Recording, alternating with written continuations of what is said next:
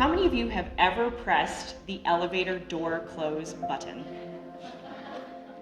And how many of you press the door close button even though you realize it's deactivated? So building engineers actually have the buttons light up because research shows this gives us a feeling of control. But sometimes all of our actions end up being door close buttons, ones we press even though it's false control. See, my childhood fantasy was about control.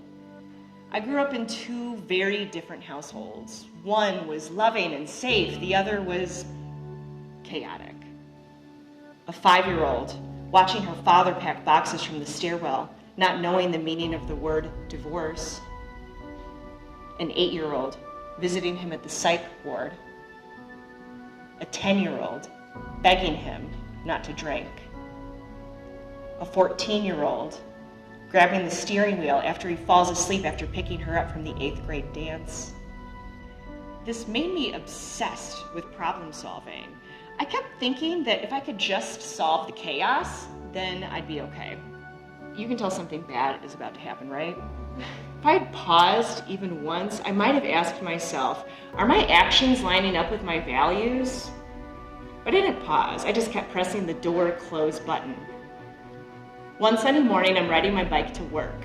I'm about to clear an intersection when an SUV runs a red light and hits me at full speed, straight on, boom. The ambulance brings me to hospital. There I am, surrounded by people I know, coworkers like Dorothy waking up in Kansas. The concussion has left me unable to think. I can't solve anything.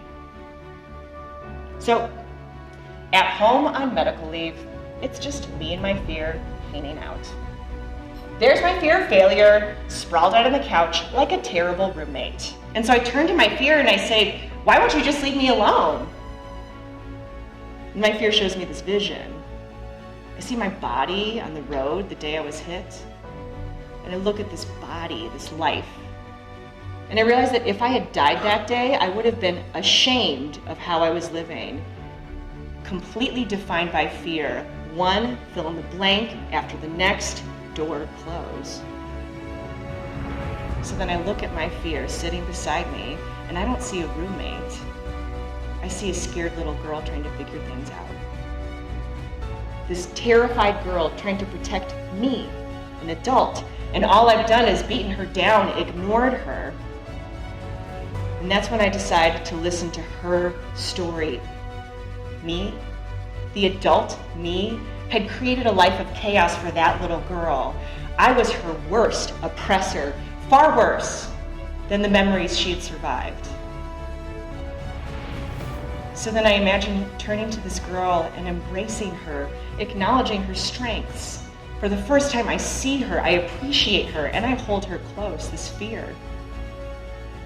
I want you to listen to your story, identify your fear.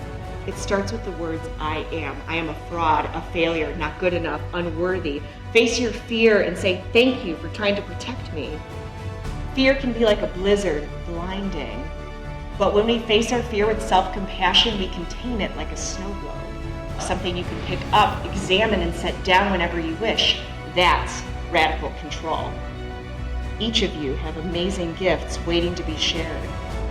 Our world needs your love, your creations, your gifts. Imagine who you can become if you love your fear.